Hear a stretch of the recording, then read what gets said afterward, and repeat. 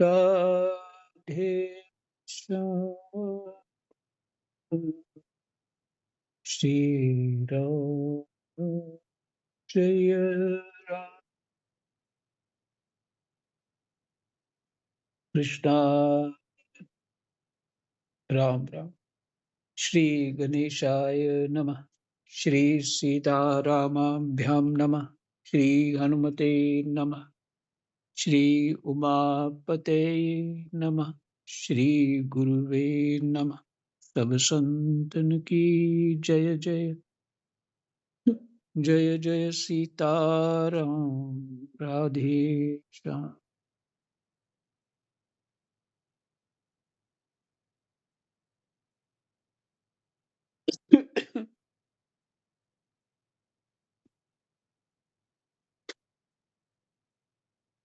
दशम स्कंद,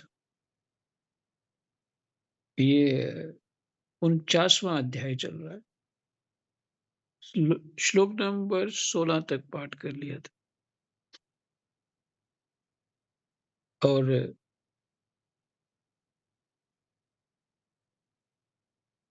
कुंती जी ने जो प्रार्थना करी, मन ही मन भगवान को सामने रखकर प्रार्थना करी, वो भी सुनी आपने। और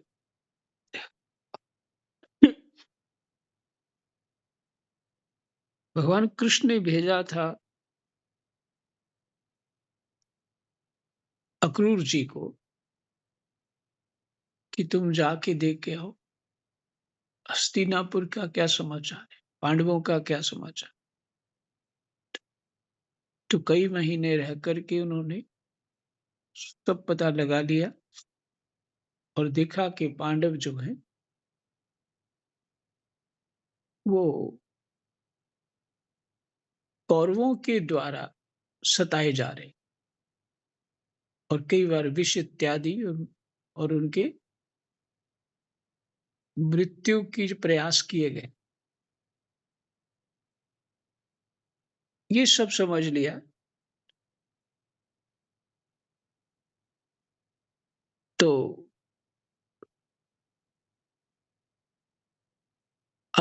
जो हमने अंतिम श्लोक पढ़ा 23-16, अक्रूर जी जब मथुरा जाने लगे तब राजा धृतराष्ट्र के पास आए। अब तक ये स्पष्ट हो गया था कि राजा अपने पुत्रों का पक्षपात करते हैं। मथुरा जाने से पहले अक्रूर जी समझ के कि पक्षपात करते हैं और भतीजों के साथ अपने पुत्रों का सा बर्ताव नहीं करते। राम।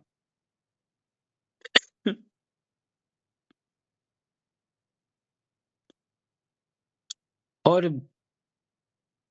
अब अक्रूर जी ने कौरवों की भरी सभा में श्री कृष्ण और बलराम जी आदि का हितैषिता से भरा संदेश कह सुनाया।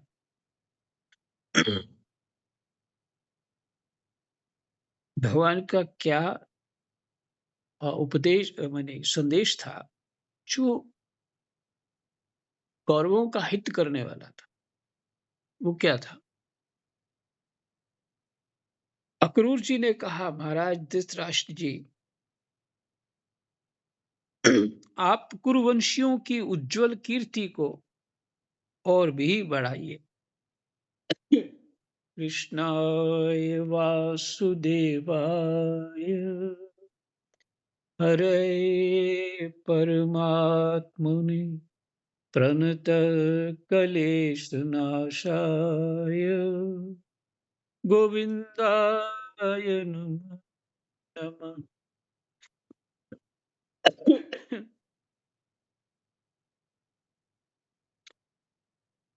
कुरुवंशियों की उज्जवल कीर्ति को और भी बढ़ाइए। आपको ये काम विशेष रूप से इसलिए भी करना चाहिए कि अपने भाई पांडु के परलोक सिधार जाने पर अब आप राज सिंहासन के अधिकारी हुए हैं। आप धर्म से पृथ्वी का पालन कीजिए, अपने सद्व्यवहार से प्रजा को प्रसन्न रखिए और अपने स्वजनों के साथ समान बर्ताव कीजिए।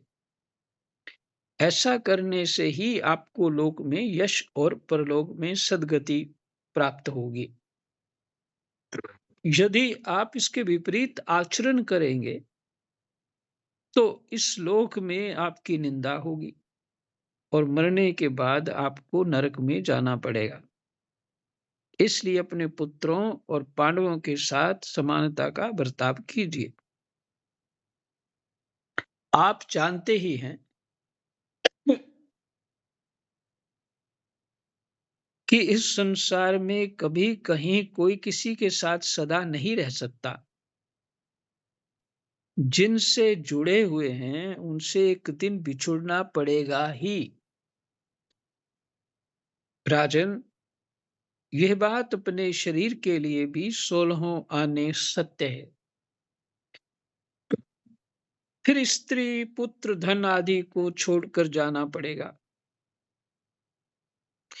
इसके विषय में तो कहना ही क्या है। जीव अकेला ही पैदा होता है।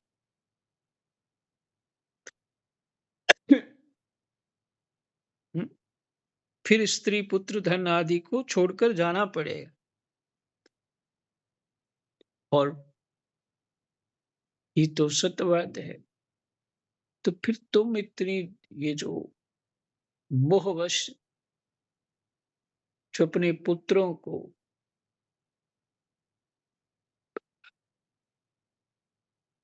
ये बल दे रहे हो, पुत्रों की बात मान रहे हो, जो दुष्ट प्रकृति के हैं, ये मोहवश सब कर रहे हो,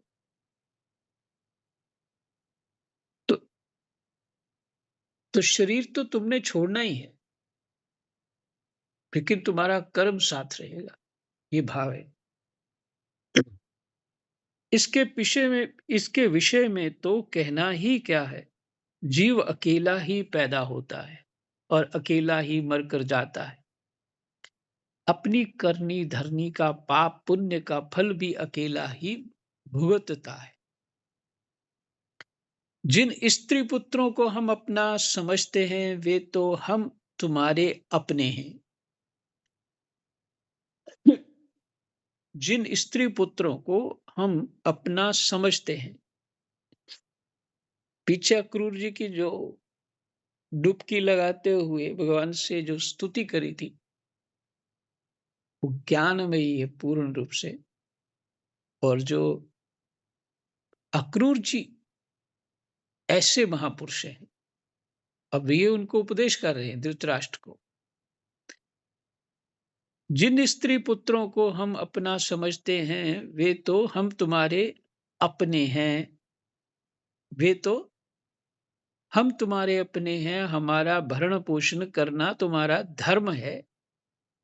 इस प्रकार की बातें बनाकर मूर्ख प्राणी के अधर्म से इकट्ठे किए हुए धन को लूट लेते। बात समझिए।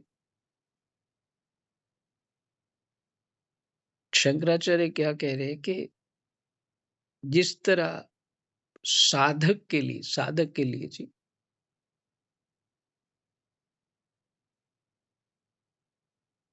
स्त्री जो है वो मृत्यु है, उसी तरह स्त्री के लिए पुरुष भी मृत्यु है। किस दृष्टि से? साधना की दृष्टि से। लेकिन अगर साधना की दृष्टि से ही मोह दूर हो सकता है, और नहीं तो जो प्राणी हैं और चले गए हैं, उनके प्रति स्मृतियां बनाए रखना बिल्कुल उचित नहीं, क्योंकि सभी कर्म में बंधे हुए।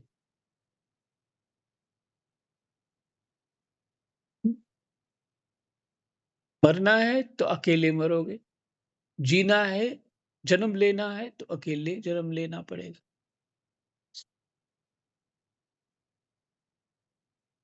चाहे बच्चे जुड़वा जन्म ले लेते हैं, फिर भी उनकी दोनों की इच्छाएँ अलग-अलग, स्वभाव अलग-अलग रहता है।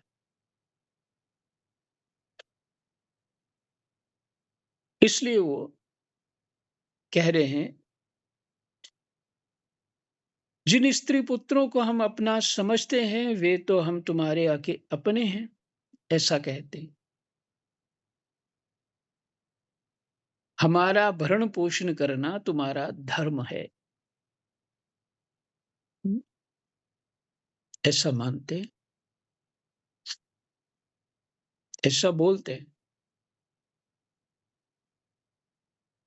इस प्रकार की बातें बनाकर मूर्ख प्राणी के अधर्म से इकट्ठे किए हुए धन को लूट लेते। वो अपना कह कर के उसको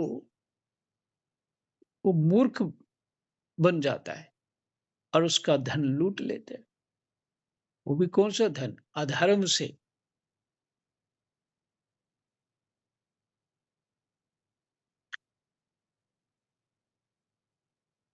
जैसे जल में रहने वाले जंतुओं के सर्वस्व जल को उन्हीं के संबंधी चाट जाते। जैसे जल में रहने वाले जंतुओं के सर्वस्व जल को उन्हीं के संबंधी चाट जाते हैं।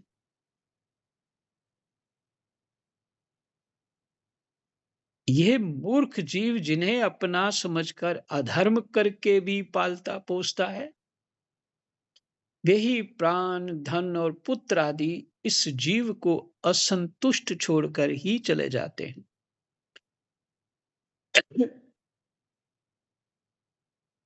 जो अपने धर्म से विमुख है, सच पूछिए तो वह अपना लौकिक स्वार्थ भी नहीं जानता।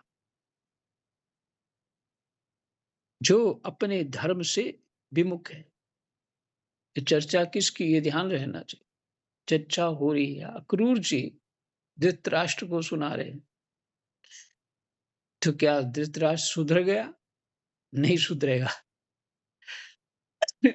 भगवान को ही आना पड़ेगा।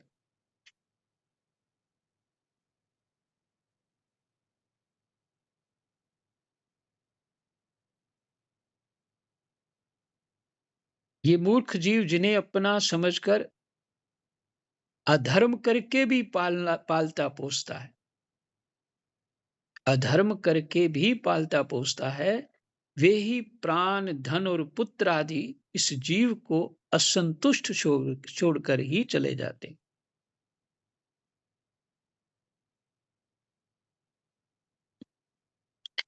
जो अपने धर्म से विमुख हैं,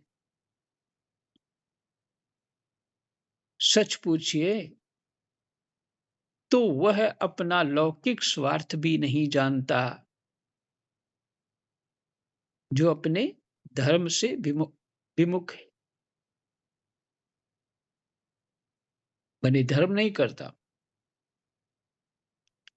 जिनके लिए वह अधर्म करता है, वे तो उसे छोड़ ही देंगे। उसे कभी संतोष का अनुभव ना होगा और वह अपने पापों की गठरी सिर पर लाद कर स्वयं घोर नरक में जाएगा।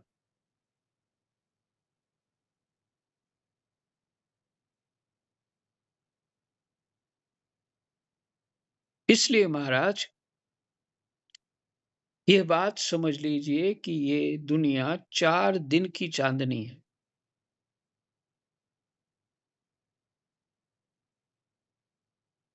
इतना स्पष्ट कह दिया है। तो इससे ज्यादा क्या स्पष्ट होगा?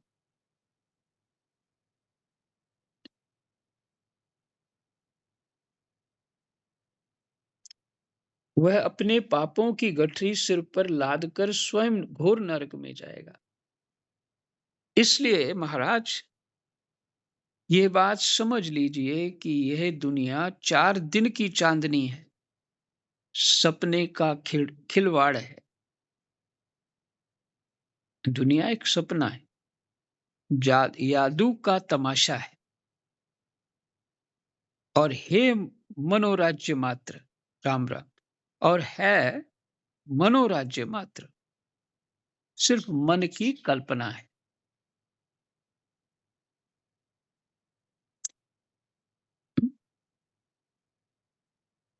फिर से, इसलिए महाराज ये बात समझ लीजिए कि ये दुनिया 4 दिन की चांदनी है, सपने का खिलवाड़ है, जादू का तमाशा है, और हे मन और है मनोराज्य मात्र, जो मन की कल्पना है, संसार।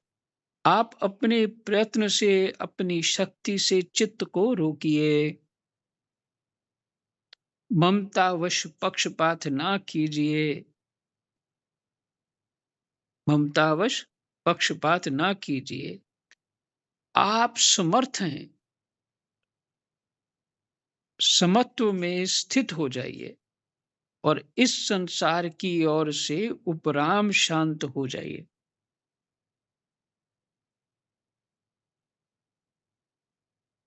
आप समर्थ हैं, समत्व में स्थित हो जाइए और इस संसार की ओर से उपराम शांत हो जाइए। राजा धृतराष्ट्र ने कहा, दानपते अक्रूर जी, आप मेरे कल्याण की, भले की बात कह रहे हैं। जैसे मरने वाले को अमृत मिल जाए तो वह उससे तृप्त नहीं हो सकता, वैसे ही मैं भी आपकी इन बातों से तृप्त नहीं हो रहा हूं। ठीक है, ये है बात। सुहृदता से समझा धृतराष्ट्र ने। और घर में एक दूसरे को कोई अच्छी बात बोलते हैं तो दूसरा क्रोधी हो जाता है, इसको तो मेरे दोष ही देखने हैं, और कोई काम नहीं है, और अपने दोष नहीं देखते। ये है नर्क, नर्क वाली बुद्धि है ये। लेकिन यहाँ पे धृतराष्ट्र जो ममता से भरे हैं, उनको अंदर से कुछ इसी, अभी तक जो पाठ पढ़ा है उससे ये लग रहा है कि कुछ ग्लानि है। तो उन्होंने कहा, वैसे ही मैं भी आपकी इन बातों से तृप्त नहीं हो रहा हूं, फिर भी हमारे हितैषी अक्रूर जी, मेरे चंचल चित्त में आपकी यह प्रिय शिक्षा तनिक भी नहीं ठहर रही है। मेरे चंचल चित्त में आपकी यह प्रिय शिक्षा तनिक भी नहीं ठहर रही है। क्योंकि मेरा हृदय पुत्रों की ममता के कारण अत्यंत विषम हो गया है। अत्यंत विषम मैंने शब्द है समता, सबके प्रति एक भाव, और विषम मैंने नहीं नहीं, मैं उसके पक्ष, मुझे समानता नहीं है। मुझे पुत्रों की, पुत्रों में ममता के कारण ये विषमता आ गई। जैसे स्फटिक पर्वत के शिखर पर एक बार बिजली कौंदती है और दूसरे ही क्षण अंतर्धान हो जाती है, वही दशा आपके उपदेशों की है।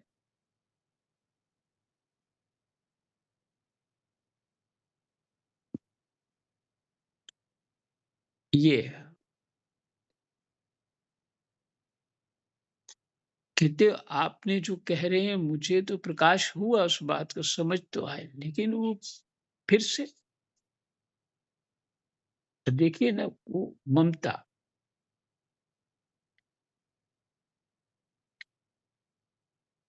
जीव, अच्छा ज्यादा धर्म कर रहा हूं, थोड़ा सा अधर्म हो गया तो कोई बात नहीं, ऐसा मान लेता। वो थोड़ा-थोड़ा बहुत बड़ा बन जाता है। और वही दृष्टि जो है इनको प्राप्त हो गई, ममता हो गई। इस मनोकल्पना जगत में वो स्थिर होना चाहता है। अपना अपने आप को वो स्थापित करना चाहता है संतान के द्वारा।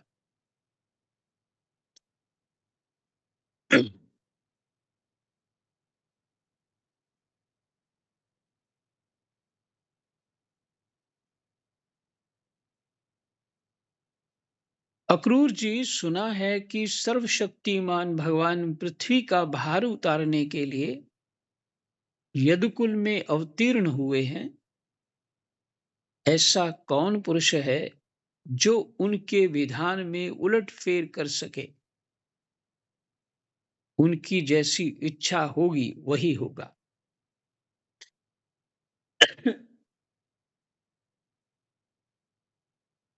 क्या कह रहे हैं, आपका उपदेश तो बहुत अच्छा है।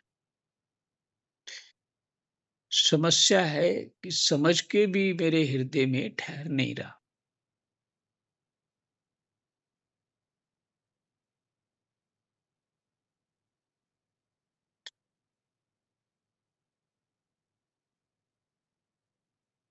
भगवान की माया का मार्ग अचिंत्य है।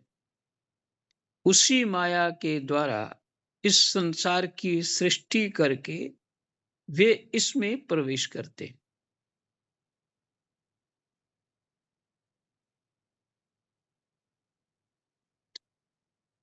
ये कौन बोल रहा है?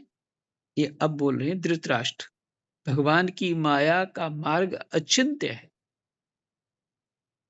मम माया दुरत्या, क्योंकि वो अचिंत्य किस रूप में आ जाती है कोई पता नहीं। उसी माया के द्वार इस संसार की सृष्टि करके वे इसमें प्रवेश करते हैं और कर्म तथा कर्म फलों का विभाजन कर देते हैं। इस संसार चक्र की वेरोक टोक चाल में उनकी अचिंत्य लीला शक्ति के अतिरिक्त और कोई कारण नहीं है। धृतराष्ट्र कह रहे हैं जो हृदय में टिक नहीं रहा, उसमें कुछ भगवान की ही लीला है। हो भी सकती है, और यदि वो धर्म में कमजोर हैं, तो फिर वो, अगर भगवान की इच्छा से है तो इनका बाद में कल्याण हो जाएगा, और भगवान की इच्छा से नहीं है, अपनी कमजोरी है, तो बाद में इनको नरक भोगना पड़ेगा।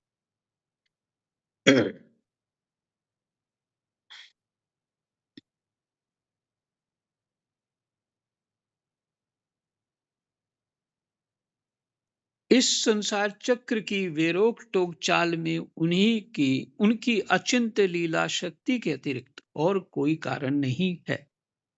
मैं उन्हीं परम ऐश्वर्य शक्तिशाली प्रभु को नमस्कार करता हूं। ये धृतराष्ट्र ने कह दिया अक्रूर जी को।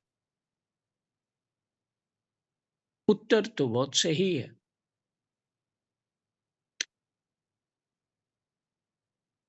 लेकिन अगर ये वही बात आ गई, भगवान जी ने ही भेजा है, जाओ और समझा के आ जाओ। और धृतराष्ट्र कह रहा है मेरे हृदय में प्रवेश नहीं कर रहा है, कोई भगवान की लीला। तो यही है, जब जीव तप करता है तो उसकी इच्छा नहीं होती, भजन साधन करने लगता, घबराहट होने लगती है उसको। भार महसूस होने लगता है उसको साधन। कभी कुछ करने लग जाता है, कभी और कुछ कर, कभी पता होता है भजन करना है, पाठ करना है, ये सब करना है, पर इधर-उधर थोड़ा मोबाइल चला लेते, थोड़ा कुछ और कर लेते। लेकिन मन को नियंत्रण करके कुछ समय, कम से कम 3 महीने लगातार एक एक रुचि बना के रखोगे तो पार हो जाओगे। फिर मन जो है मान जाएगा, फिर परमात्मा में मन लग जाएगा।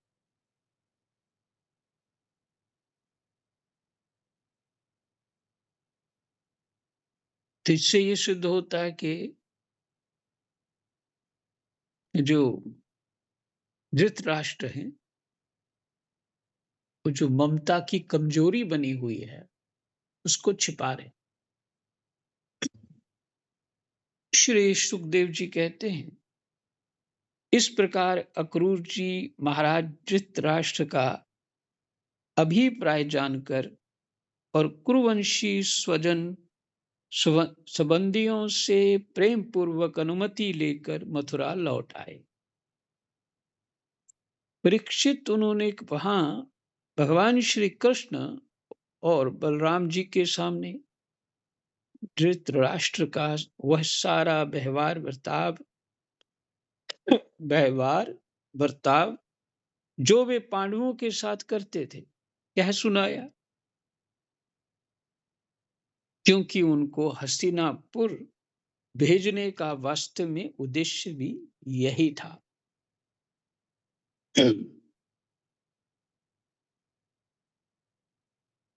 ये अपना